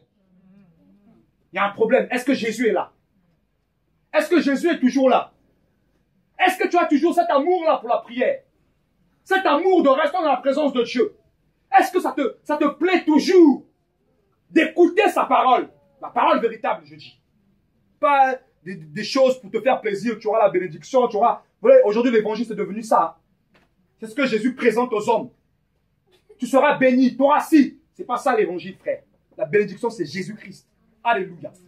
La Bible dit, en lui, nous avons toutes les bénédictions spirituelles en Jésus-Christ. Alléluia. C'est en Jésus. Et quand tu vois qu'il n'y a plus cet amour pour la parole de Dieu, il n'y a plus cet amour pour la prière, il n'y a plus cet amour pour l'adorer, pour l'aimer, il y a un problème. Est-ce que tu crois encore? Alléluia. Est-ce que tu crois encore? Est-ce que Jésus est encore là? La Bible nous parle de la parabole des 10 vierges. Parmi elles, il y avait des vierges folles et des vierges sages. On peut tous se retrouver là. Mais dans quelle catégorie sommes-nous? Les vierges sages avaient pris de l'huile. Elles avaient pris leur lampe, elles avaient mis de l'huile. Pardon. La lampe, c'est l'image de la parole. David dit, dans les psaumes, il est écrit, ta parole est une lampe à mes pieds, une lumière sur mon sentier. Lui, c'est l'image du Saint-Esprit. Ils se laissaient conduire par l'Esprit de Dieu et ils appliquaient la parole. Aujourd'hui, les chrétiens, là, quand vous regardez les églises, on dit l'Esprit, l'Esprit, l'Esprit, mais on ne veut pas la parole. Ça, c'est pas l'Esprit. Non. L'Esprit sur la parole, c'est pas l'Esprit, c'est les sensations. L'Esprit de Dieu, il faut la parole. Paul dit que le Saint-Esprit va... Non, pardon. Le Seigneur Jésus-Christ lui-même nous dit que le Saint-Esprit va enseigner tout ce que je vous ai prescrit. L'Esprit rappelle la parole de Dieu. Quand il y a le Saint-Esprit sur la parole, là, c'est pas le Saint-Esprit. Je suis désolé. Voilà. C'est pas le Saint-Esprit. Le Saint-Esprit, il y a la parole de Dieu. Parce que l'évangile est basé sur la parole. Jésus, quand il a envoyé ses disciples, il n'a pas dit oui, l'Esprit, machin. Il a dit, allez d'abord annoncer, prêcher. Et après, voici les signes qui accompagneront ceux qui auront cru. Mais aujourd'hui, c'est devenu d'abord, oh non, les miracles. Oh, non, non, non, il n'y a pas le miracle. Le miracle, c'est la résurrection de Jésus-Christ. Alléluia. Jésus dit, il n'y aura pas de plus grand miracle que celui de Jonas, pardon. C'est-à-dire sa mort et sa résurrection. Et le miracle véritable, c'est la résurrection. Aujourd'hui, on dit, oh non, le miracle, oh, résurrection. Tellement, dans les églises, on est focalisé sur des miracles. On invente maintenant des miracles. Des faux miracles. Des fausses guérisons. On va aller parler à quelqu'un, non, on vient, tout ça, on fait des business, quoi. Alléluia. C'est devenu des business. Tu fais semblant un peu de tomber ou tu fais semblant un peu de ramener ta canne. Et puis, on va te dire, lève-toi et marche. C'est quoi ça? C'est pas ça. Les apôtres n'étaient pas là focalisés sur ça. Ils allaient, ils prêchaient l'évangile. Alléluia. Et quand ils le sentaient, quand l'esprit les poussait, ils disaient, lève-toi et marche. C'est tout. C'est tout. Il n'y a pas besoin de créer des systèmes, des machins. Non, non. La parole. L'église, on fait d'abord la parole. La parole de Dieu. Ah oui. La parole de Dieu. Parce que tout a été fait par la parole de Dieu. Et rien de ce qui a été fait n'a été fait sans elle. La parole de Dieu. Et de plus en plus, on le voit, les chrétiens, quand on commence à rentrer dans la parole, on veut plus. On veut pas, on commence à raisonner, on commence à bégayer, parce qu'on veut des choses qui nous font du bien. Parce que dans la vie de beaucoup, Jésus n'est pas assis. C'est des systèmes. C'est des systèmes. Et vous allez voir, dans les églises, c'est devenu la pagaille, l'impudicité. Le mal est devenu bien. Vous allez voir des jeunes, surtout les jeunes dans les églises, il y a beaucoup de jeunes. Des fois, c'est compliqué. Alléluia.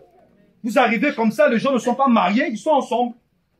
Font des choses, la pagaille, la magouille, la triche comme ça dans les églises. On voit des fois, j'écoute des choses là des chrétiens, mais je me dis, mais c'est pas possible. Soit disons entre guillemets des chrétiens. C'est pas possible. Des chrétiens, c'est devenu, on écoute du rap chrétien, la pagaille. On fait des danses bizarres, des danses de serpents dans les églises. Tout ça pourquoi? Parce que Jésus n'est plus là. Et comme Jésus n'est plus là, on invente des systèmes pour essayer de garder les gens. Des choses qui leur font du bien. Des choses qui leur font plaisir. Et les chrétiens aiment ça. Mais au nom de Jésus ici, là, il n'y a pas de système. Alléluia. Ou on va commencer à mettre du rap. Moi, en tout cas, si ça devient ça là, je préfère rester chez moi à la maison seul avec Jésus. Alléluia. Ah oui. Je préfère rester pour moi seul. Chacun sa vie. On ne va pas commencer à faire des systèmes. Non, non, non. C'est le Saint-Esprit. Alléluia. On va prêcher la parole de Dieu. Et c'est Dieu qui va attirer. C'est Dieu qui va toucher les cœurs. C'est Dieu qui va transformer les cœurs, frère. Il n'y a pas besoin de commencer à faire des systèmes. Alléluia. De commencer à inventer des choses. De créer des choses. Pour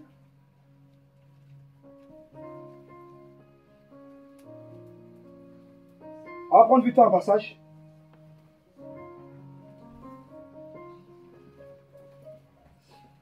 De Timothée.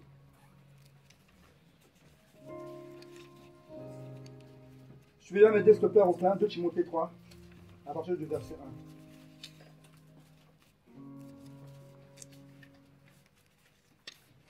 1. 2 Timothée chapitre 3, Verset 1, s'il te plaît. à partir du premier verset. Or, sache aussi ceci, que dans les derniers jours, il surviendra des temps difficiles, car les hommes seront idolâtres d'eux-mêmes, amis de l'argent, fanfarons, orgueilleux, blasphémateurs, rebelles à leurs parents, ingrats, irréligieux, sans affection naturelle, sans fidélité, calomniateurs, intempérants, cruels, haïssant les gens de bien, traîtres, emportés, enflés d'orgueil, amis de volupté plutôt qu'amis de Dieu, ayant l'apparence de la piété, mais en ayant renié la force. Éloigne-toi donc de tels gens. Or, de ce nombre sont Ok, ceux... tu peux t'arrêter là. Merci, mon frère. Merci pour la lecture. Les hommes seront comment? Idolâtres d'eux-mêmes. De plus en plus, des gens, des fois, j'ai l'impression que le monde est rempli de gens narcissiques. Les gens s'aiment trop. Surtout avec les réseaux sociaux là. Hein? Les réseaux sociaux là, on se maquille. Donc, maquillage, les gens s'en vendent des vies sur Internet. On a l'impression des fois que surtout quand on regarde les réseaux sociaux là, comme arrive des fois de regarder ça, tu as l'impression que tout le monde est ministre, tout le monde est fils de un tel, tout le monde... Donc, les gens sont beaux. Or que la réalité, c'est pas ça leur vie. Hein. La réalité là, quand tu creuses, c'est leur vie. Alléluia. Les gens sont bellisses, bien habillés. Il va aller sur les Champs-Élysées, il va prendre une petite photo à côté d'une Porsche là. Hein? Il va prendre une photo à côté. Il va dire la bénédiction, il va écrire en bas là. Parce qu'il faut toujours se faire une bonne conscience. Ah oh, Jésus est toujours là quoi. Ah, la bénédiction de l'Éternel qui enrichit. C'est pas ta voiture, mon cœur. Alléluia. Et comme ça là, dans les réseaux sociaux, quand les gens voient, ah, Dieu a béni tel. Donc, les gens s'en vantent des vies. Les réseaux sociaux là, c'est s'en vanter des vies. On met son image, ah, je suis dans tel endroit, ah, là on se met bien là. Des fois tu es même passé, ça se trouve, tu étais juste de loin. Tu n'es pas vraiment rentré là au cœur. On s'en vante des vies. On s'aime trop. Et vous allez voir surtout la nouvelle génération là. La nouvelle génération, des fois je suis dépassé là, la nouvelle génération. Donc c'est les réseaux sociaux. Je mange, Snapchat. Je fais un bisou, Snapchat. Je dors, Snapchat. Je rentre dans ma voiture, Snapchat. Les gens sont idolâtres d'eux-mêmes. Les gens s'aiment trop. Alléluia. C'est dangereux. Les gens s'aiment même plus que Jésus lui-même. Ah, frère. Donc, on s'en vante des vies. Attention. Comprenez bien, je ne dis pas qu'il ne faut pas se maquiller, mes sœurs. Excusez-moi, hein, vous êtes très nombreuses là aujourd'hui. Que Dieu vous bénisse. Je ne veux pas d'histoire. Comprenons-nous, alléluia. Je ne suis pas contre le maquillage ou toutes ces choses-là, non. Mais les intentions de fois qu'il y a. On s'aime trop, donc faut qu'on me voie. Ça, c'est pas bon. Alléluia. Ils seront idolâtres d'eux-mêmes. Orgueilleux. Alléluia. Amis de l'argent. L'argent aujourd'hui dans l'église, c'est quelque chose. Hein. L'argent, ça tue les gens. La bénédiction. Aujourd'hui, les églises, tellement Jésus n'est plus dans l'église. Tellement Jésus n'est plus assis. Comme on sait que nous sommes dans un monde aujourd'hui où plus le temps passe, plus les écarts entre les riches et les pauvres se creusent. Dans le monde entier. Plus le temps passe, plus il devient difficile. Regardez aujourd'hui en France. Regardez le mouvement des Gilets jaunes aujourd'hui. Pourquoi ce mouvement est né? Parce que il devient de plus en plus difficile pour les personnes qualifiées de classe moyenne de s'en sortir tous les mois. Alléluia. Parce que les écarts se creusent. Dans le monde entier, vous allez aller dans les pays, entre guillemets, du tiers-monde, en Afrique, où on va avoir encore une grande partie de la population qui est encore sous le seuil de la pauvreté, qui cherche justement à se nourrir. Donc, partout où vous voyez, il y a des endroits où les écarts sont beaucoup plus creusés que d'autres. Mais, lorsque nous observons le monde, lorsqu'on regarde l'évolution du monde dans le temps, on se rend compte que plus le temps avance, plus les riches s'enrichissent davantage, plus les pauvres s'appauvrissent. Et ceux qui sont au milieu, tout dépend des endroits, ont du mal à s'en sortir. Et du coup, tout le monde veut être riche. Tout le monde veut s'en sortir. Tout le monde veut avoir un peu les moyens.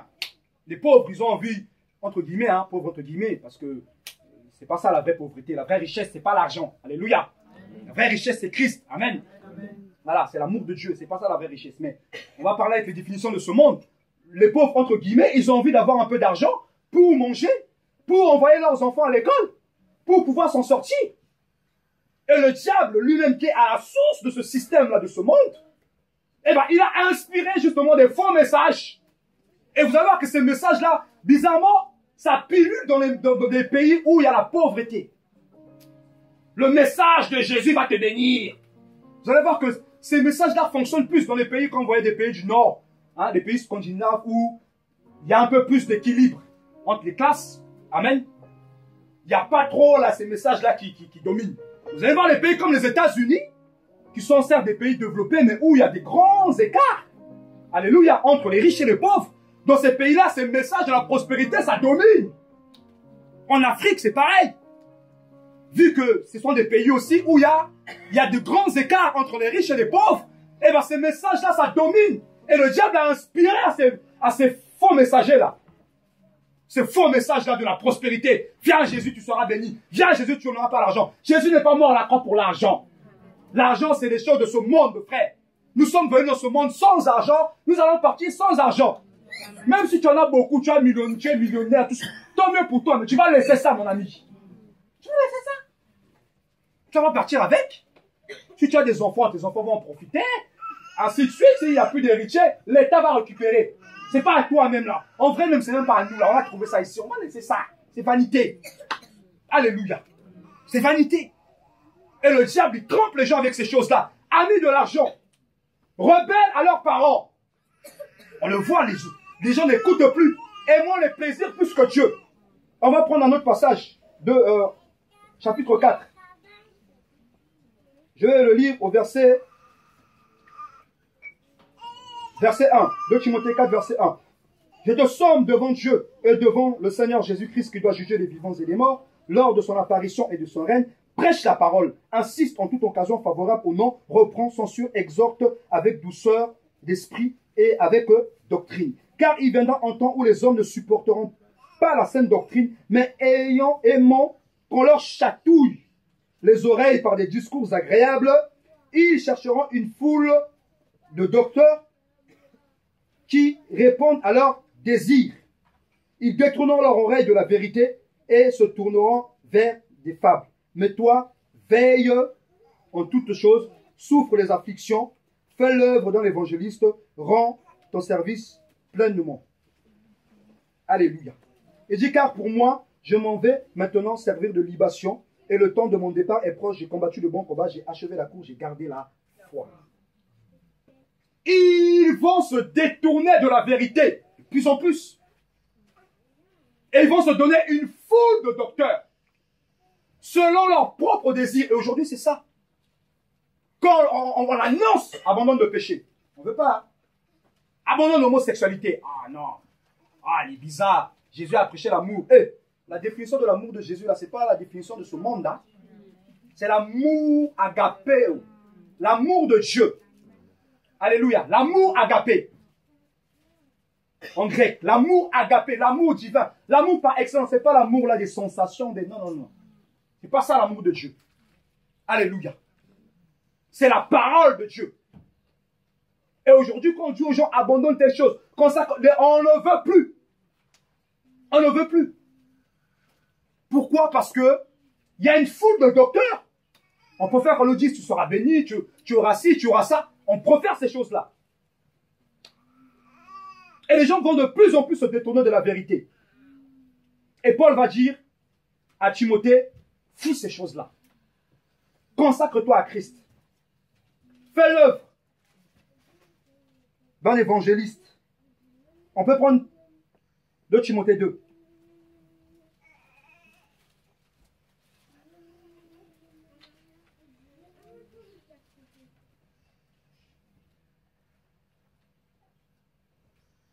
Verset 19, je lis le nom de Jésus. Toutefois, le fondement de Dieu demeure ferme.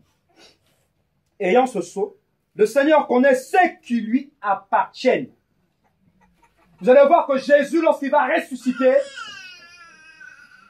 pour revenir à notre récit de la résurrection, il va dire aux disciples, aux femmes, d'aller annoncer à ces disciples-là. Parce qu'il y a des disciples. Dieu nous appelle l'Église en tant que disciples. Peut-être que dans notre vie, à un moment donné, on a perdu espoir.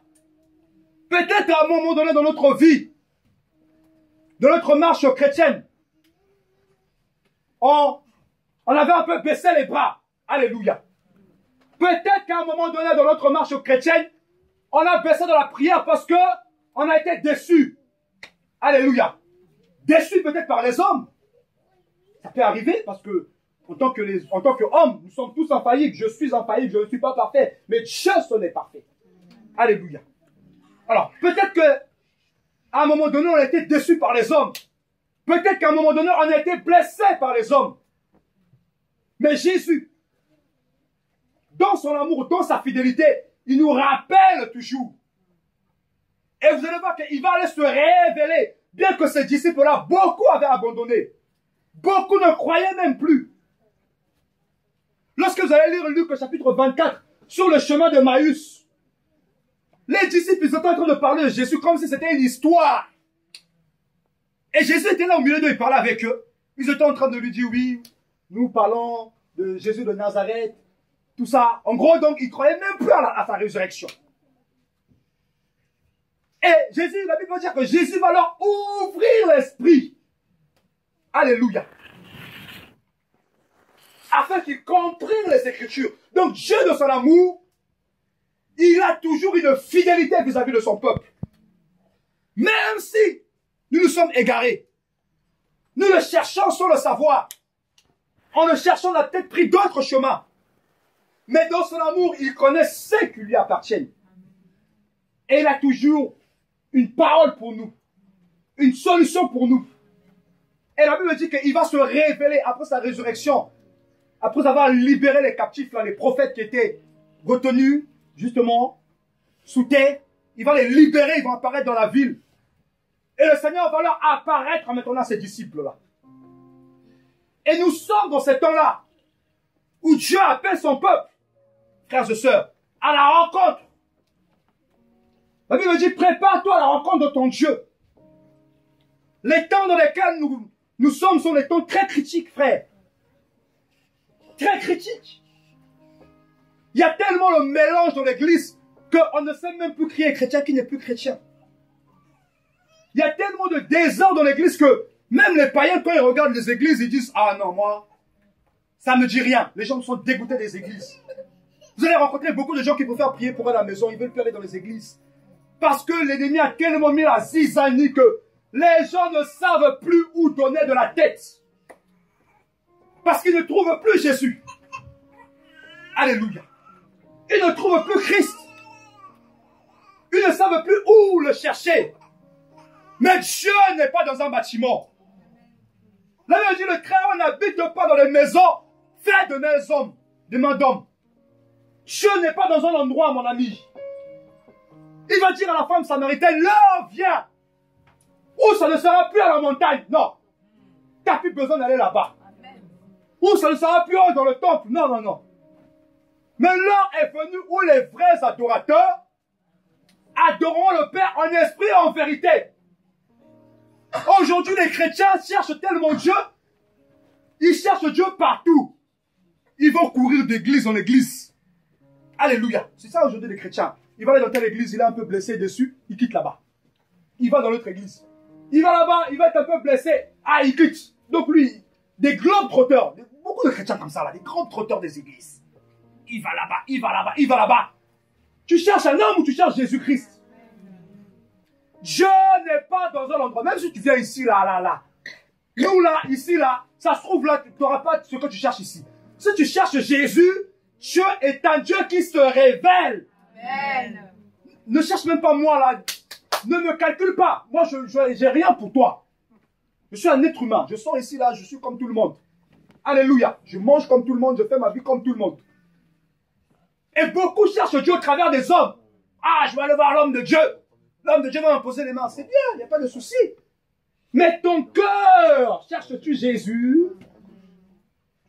Est-ce que tu cherches Jésus? Il est un Dieu qui se révèle. Et la Bible dit, le Seigneur sait. Il connaît ce qui lui appartient. Le Seigneur va dire, vous me chercherez. Alléluia. Oh Dieu. Dieu est un Dieu qui se révèle. Il veut se révéler à chacun de nous. Il veut se positionner. Peut-être que Jésus était un peu parti là. Peut-être que tu avais perdu un peu. Alléluia. Mais il est un Dieu qui se révèle. Il veut se révéler. Il veut se manifester. Il veut parler. Il dit, invoque-moi, je te répondrai. Dieu veut se révéler. Dieu veut parler. Mais où en sommes-nous? Où en sommes-nous? Chrétien, où est Jésus dans ta vie? Christ est toujours là?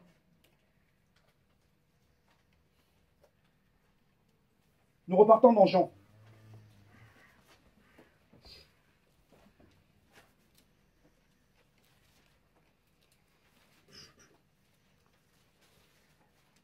Est-ce que Jésus bouillonne toujours dans nos vies? Alléluia. Jean 20.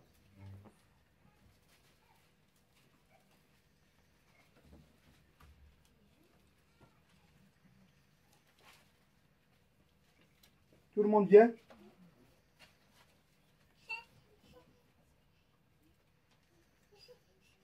Ok, regarde, tu veux m'aider, s'il te plaît, verset 13. Jean chapitre 20, à partir du verset 13. Et ils lui dirent, femme, pourquoi pleures-tu? Elle leur dit, parce qu'on a enlevé mon Seigneur et je ne sais pas où on l'a mis. En disant cela, elle se retourna et elle vit Jésus qui était là, mais elle ne savait pas que c'était Jésus. Jésus lui dit, femme, pourquoi pleures-tu? Qui cherches-tu? Elle, pensant que c'était le jardinier, qui lui dit, Seigneur, si c'est toi qui l'as emporté, dis-moi où tu l'as mis et je le prendrai. Ok, juste le verset 13. Vous avez vu la position. La position de Marie. Alléluia. Pour que Dieu puisse se révéler, Marie était au sépulcre. Alléluia. La croix de Golgotha, au pied du Maître. La résurrection. Marie était focalisée sur la mort et la résurrection de Jésus. Elle dit, on a enlevé mon Seigneur. Elle était à la recherche de son Seigneur. Invoque-moi, je te répondrai. Jérémie 33. Alléluia. Invoque-moi, je te répondrai. Je te montrerai les choses cachées. Des choses que tu ne connais pas. Cette femme était au pied de Jésus. Elle était focalisée sur la mort et la résurrection de Jésus-Christ. Parce que l'évangile est basé sur la mort et la résurrection de Jésus. Cette femme était basée sur ces choses-là. Elle était basée sur la révélation, la résurrection de Christ.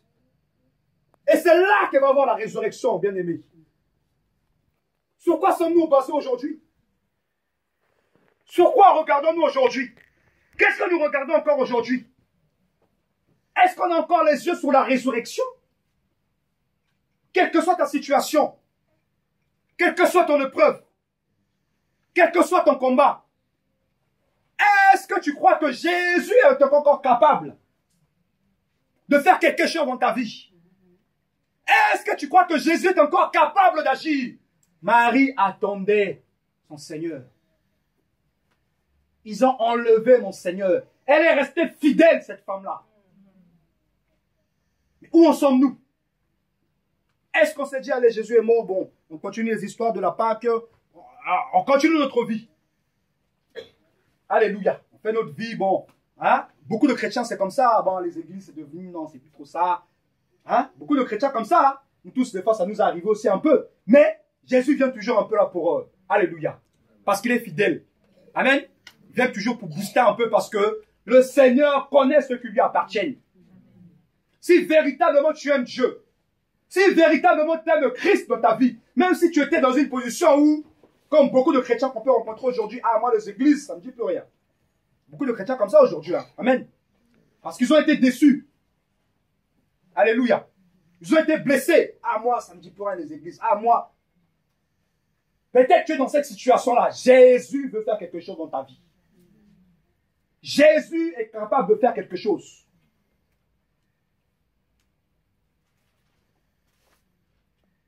Jérémie.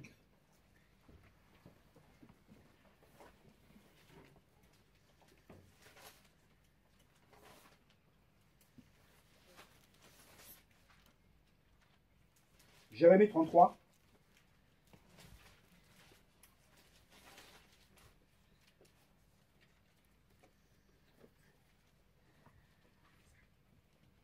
Verset 1, je lis au nom de Jésus. Et la parole de Yahweh vint une seconde fois à Jérémie quand il était encore enfermé dans la cour de la prison, en disant, ainsi parle Yahweh qui fait ces choses, Yahweh qui les forme et les établit, lui donne le nom, et Yahweh. Crie vers moi, je te répondrai, je t'annoncerai de grandes choses, des choses cachées que tu ne connais pas. Car ainsi parle Yahweh, le Dieu d'Israël, concernant les maisons. On va s'arrêter là. Dans l'autre version, il est dit au verset 3, invoque-moi, je te répondrai. Alléluia. Dieu veut que nous puissions l'invoquer, frère. Si tu ne le vois plus dans ta vie, si tu as perdu cet amour-là, si Christ n'est plus, il y a plus ce, tu bouillonnes plus là comme avant là pour Christ, c'est que tu t'es perdu quelque part. Alléluia. Tu t'es perdu quelque part.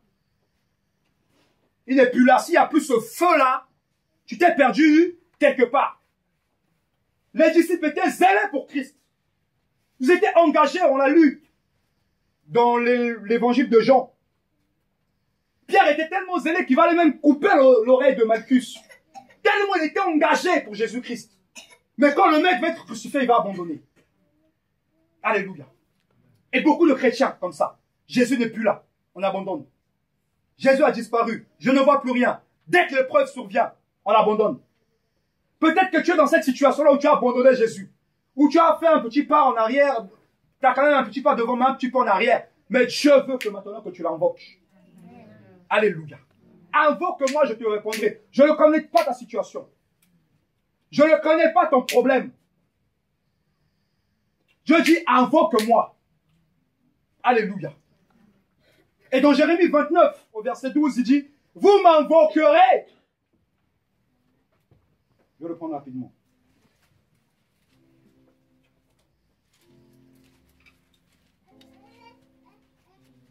Jérémie 29, 12. Tout le monde y est? Ok. Est-ce qu'on peut lire tous ensemble le nom de Jésus? 1, 2, 3.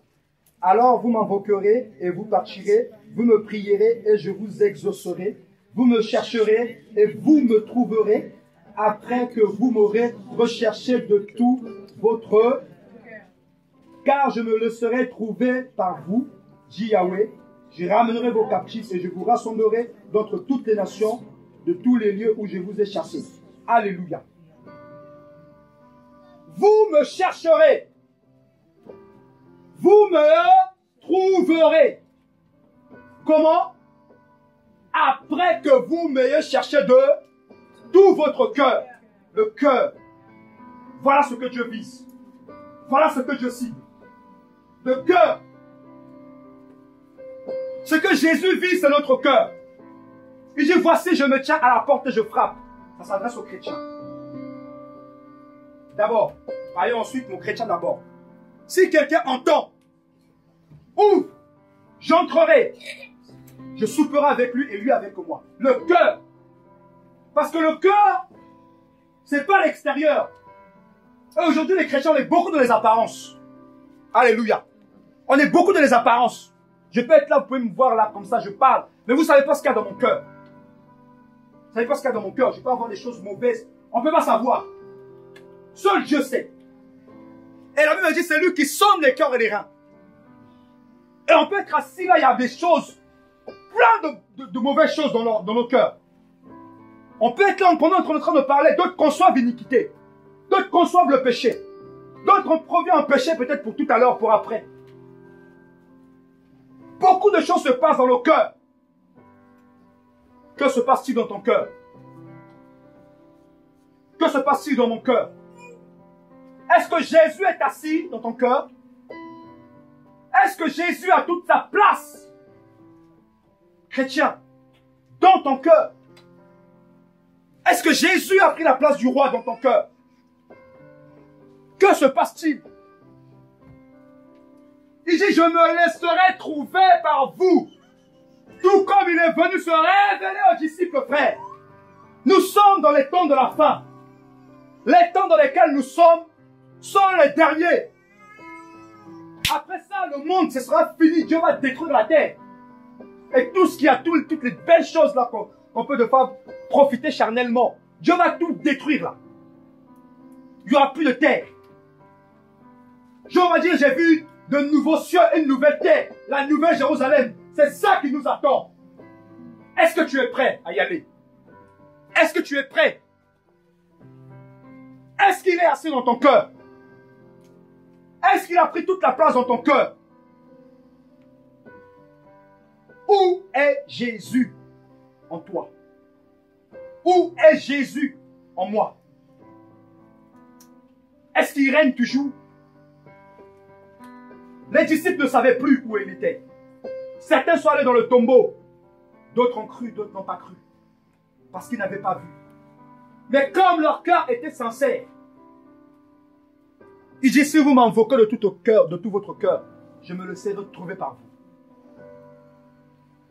Comme ils ont cherché de tout leur cœur, ils ont trouvé le Seigneur.